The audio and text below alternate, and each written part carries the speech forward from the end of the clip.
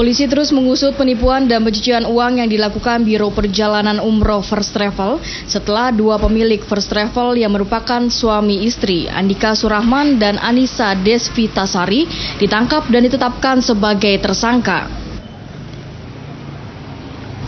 Penyidik Bareskrim Mabes Polri menggeledah kantor cabang First Travel di Cimanggis, Depok, Jawa Barat.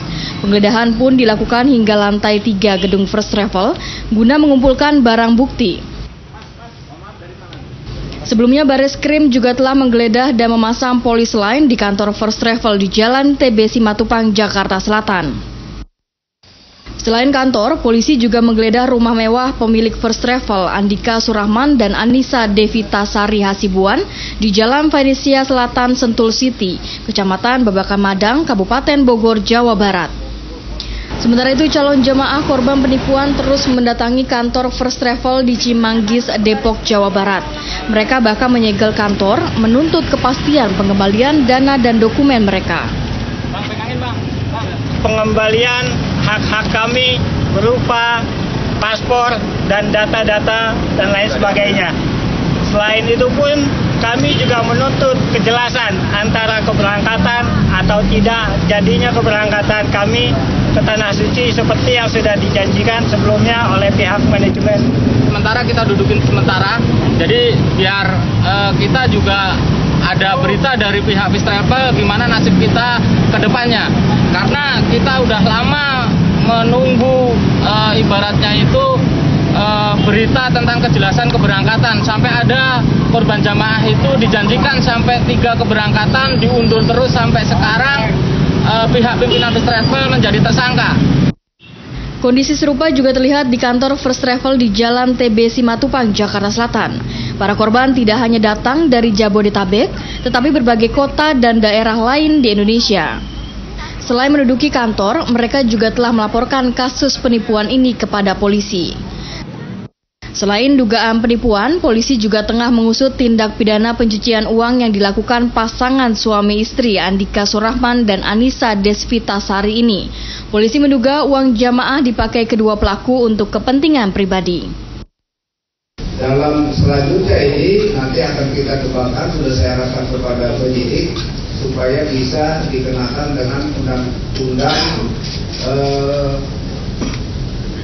tindak pidana pencucian uang supaya bisa di-trace, ya, dikasih pasal pemberatan dengan untuk predikat kerennya TPPO ditambah TPPU supaya nanti aliran uang kemana penyebarannya dia juga harus mendapatkan sanksi untuk efek jerah yang kita harapkan.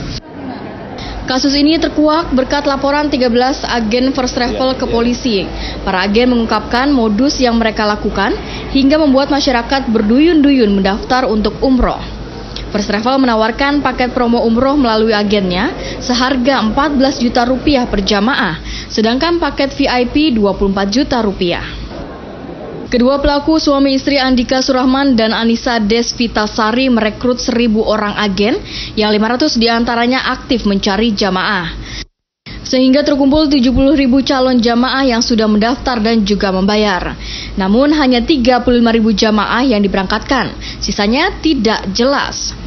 Total kerugian yang diderita jamaah mencapai 550 miliar rupiah. Polisi menjerat kedua tersangka dengan KUHP pasal penipuan Undang-Undang Nomor 19 Tahun 2016 tentang pelanggaran ITE serta tindak pidana pencucian uang. Tim Liputan JAK TV. Ya pemirsa, pemilik Biro Travel First Travel ini dikenakan pasal penipuan dan juga pencucian uang ya. Ini mengingat di rekening First Travel hanya tersisa 1,3 juta rupiah. Nah, kita akan membahasnya saat ini pemirsa. First Travel dan Umroh bermasalah bersama narasumber yang sudah hadir di studio. Ini ada Pak Egy Sujana, kuasa hukum First Travel. Selamat malam, assalamualaikum. Malam, warahmatullahi. Dan ya, dan kemudian ada Pak Ade Mafrudin, Ketua Rabita Haji Indonesia. Assalamualaikum. Waalaikumsalam. Ada juga Pak Ismar Safrudin, kuasa hukum korban First Travel. Assalamualaikum. Waalaikumsalam. Ya. Tentunya saya ingin ke Pak Egy Sujana dulu karena menurut Pak Egy ini bahkan dan beberapa media kita tahu ya bahwa ini sebenarnya bukan kasus penipuan begitu, kasus perdata. Sementara ya kalau kita lihat begitu banyak korban yang merasa tertipu dengan iming-iming promo first travel ini padahal dananya tidak digunakan untuk umroh. Dalam perspektif hukum ada pidana, ada perdata, ada PT-UN ya, atau administrasi negara. Nah, dalam perspektif ini saya masih memandang sebagai perdata karena dimulai dari tanggal 18 Juli 2017 di mana ada pertemuan antara klien saya, OJK, Kementerian Agama, kemudian Kepolisian dan tim Satgas dari investasi itu ya, waspada investasi. Nah, di dalam pertemuan itu disepakati bahwa yang ditutup itu promonya yang 14,3 juta itu ditutup. Kedua, diberikan kesempatan kepada First Travel untuk memberangkatkan jamaah antara 5.000 sampai 7.000 per bulan sampai 2018 bulan Januari.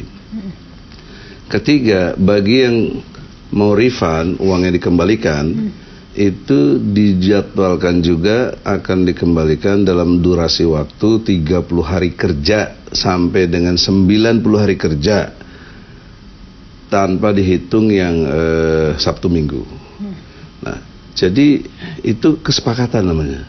Nah, kesepakatan ini dalam perspektif perdata ada di cover pasal 1338 Kitab Undang-Undang Hukum Perdata, bahwa perjanjian dari semua pihak yang terkait itu, kesepakatan itu mengikat dan berlaku sebagaimana undang-undang.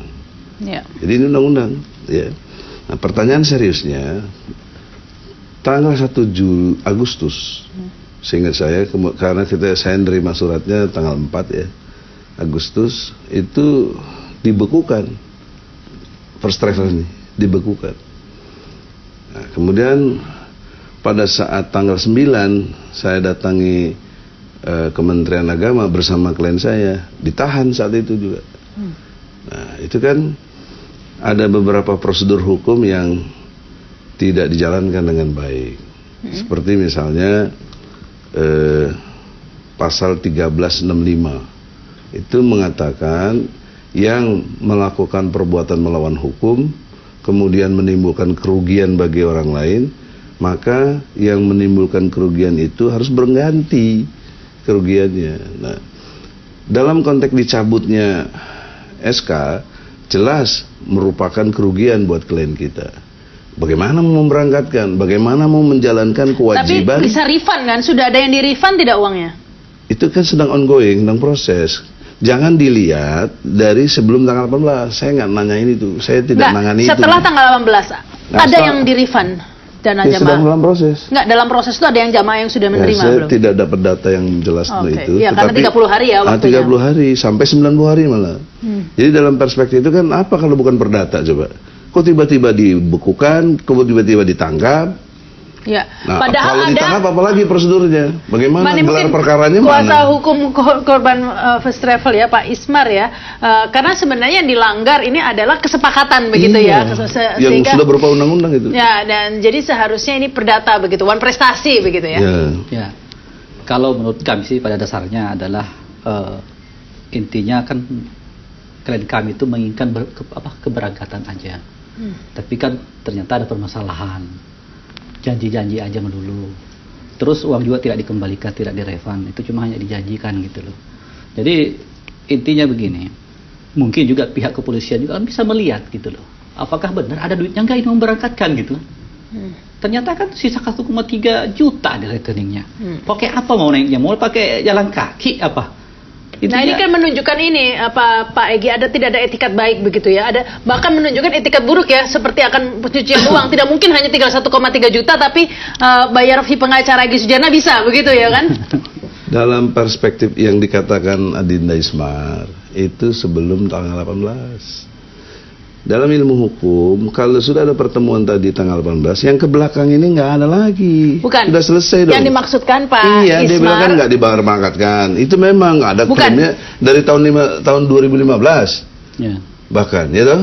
Ada persoalan. Bukan, setelah tanggal 18, polisi punya pertimbangan lain, itu kata Pak Ismar ya, polisi punya pertimbangan lain, dianggap tidak punya itikat baik, karena hanya 1,3 juta uangnya. Prosesnya tidak begitu, karena polisi ikut rapat, ikut menyetujui yang tanggal 18 itu. Baik, silakan dilanjutkan. Harusnya kalau mau tuh diputuskan dulu pencabutannya itu dengan proses mufakatnya itu, kemudian baru proses. Tapi begini loh Pak Egi, secara logika emang bisa memberangkatkan dan mengembalikan refund dengan uang 1,3 juta? Tidak di situ pokok masalahnya. Pokok masalahnya adalah tetap saya konsisten dengan cara berpikir yang konsisten perdata. Diberi kesempatan. Kalau bicara pertanyaan nggak mungkin, kenapa dikasih kesempatan? Tanggal 18 itu. Ya. Balik tanya, kenapa dikasih kesempatan? Jadi kalau menurut kami, apa istilahnya bahwa fakta-fakta yang ada, ya, bahwa niat jelek dari first travel ini memang sudah semakin kelihatan gitu loh. Selama ini kan mereka fakta bahwa sudah sekian banyak orang dari 70.000, 35 ribuan yang tidak berangkat dan dananya tidak ada gitu. Kalau soal itikat, saya putus. Kalau soal itikat, sebentar. Kalau soal itikat, 5 tahun ke belakang sebelumnya, fine saja, nggak ada masalah. Iya. Ya, kalau soal itikat masih tertutupi dengan uang yang ada. Itu masih bisa, masih masuk akal. Tapi ternyata itu sampai 35.000 orang. Kan? Setelahnya itu, jadi gini, kan bisa dilihat itu. Ahli ekonomi mungkin sudah bisa paham. Jangka waktu sekian ini sudah habis dia punya uang, nggak bakalan bisa lagi diberangkatkan. Mungkin pihak komunis. Nah, kalau saya juga sebagai mungkin bertindak sebagai kuasa hukum dari ini, pasti kan mencarikan jalan, minimal mengulur waktu mungkin. Tidak langsung dilakukan penangkapan. Saya ingin tegaskan di sini. Malah sangat dikhawatirkan menarikan diri malah. Jadi benar itu apa yang dilakukan oleh pihak kepolisian. Harus karena tidak menunjukkan etikat baik itu mungkin yang dilihat tadi itu. Ada cara kan ada dalam pengertian begini. Kalau takut kabur, takut apa, dikawal dong. Kan tidak harus ditahan. Yang penting dia harus bertanggung jawab. Kenapa harus alasan-alasan yang ya, ini mungkin ditambahkan kalau Pak Ade melihatnya karena gini seperti sebentar apa? Ya, logika yang saya bangun ini, kalau saya bisa memperjuangkan bagaimana si first travel ini memberangkatkan, kemudian merefund bagi yang mau direfund, kan saya sudah nolong jamaah yang saya tolong ini. Tapi karena digobrek-gobrek kayak begini, syukur ditahan, ya sudah. Terima logika hukum, dia ditahan, dia dapat hukuman, jangan minta lagi duit dong. Nah, ini gimana? Jadi akhirnya tampaknya tidak dibalikin ya duitnya makanya. Tapi kalau kena pencucian uang ya bisa juga disita kemudian dikembalikan ya, itu soal lain. Kalau pencucian uang harus ada predikat crime-nya dulu. Tindak pidana awal itu apa? Itu tidak menghapuskan pertanggungjawaban tentang keperdataan. Hak orang ini tetap harus dikembalikan. Siapa yang menimbulkan kerugian itu menurut pasal 1365 dia harus mengganti. Nah, yang menimbulkan kerugian ini siapa? Kementerian Agama, dicabut izinnya. Polisi menahan. Dia harus tanggung jawab dong. Itu ilmu hukum. Baik, kita harus break dulu ya pemirsa. Kami akan lanjutkan lagi. Pro kontra akan kembali setelah pesan-pesan berikut ini. Katanya ada